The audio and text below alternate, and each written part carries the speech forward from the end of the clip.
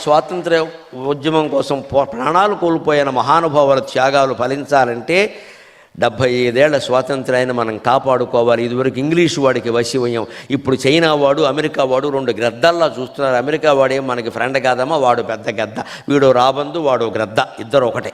ఎందుకంటే ఆ దేశాల్లో రాముడు పుట్టలేదు, ఆ దేశాల్లో కృష్ణుడు పుట్టలేదు, ఆ దేశాల్లో బుద్ధుడు పుట్టమన్నా పుట్టడు, ఇక్కడే పుడతాడు బుద్ధుడు ఖచ్చితంగా. మొట్టమొదటిగా ఒక్క పని మీరు చేయండి నా కోసం, వస్తువు కొనే ముందు is it made in India అని అడగండి ఒక్క మాట. ఇది మన దేశంలోనే తయారైందా అని అడగ, తయారు కాలేదు, అది అమృతమైనా మనకొద్దు.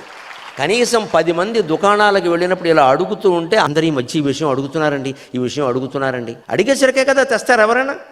మీ ఇష్టం వచ్చింది కొనండి, నేను కాదనట్లే, కానీ ఇది ఇండియాలోనే తయారైందో చూడండి, made in America, made in China తోసిపారే, నాకు అక్కలేదు, ఇది నాకు ఎంత మంచిదైనా సరే అక్కర్లేదు. ఎంత కొట్టినా తిట్టినా తల్లి తల్లే కదమ్మా, వదిలేస్తామా?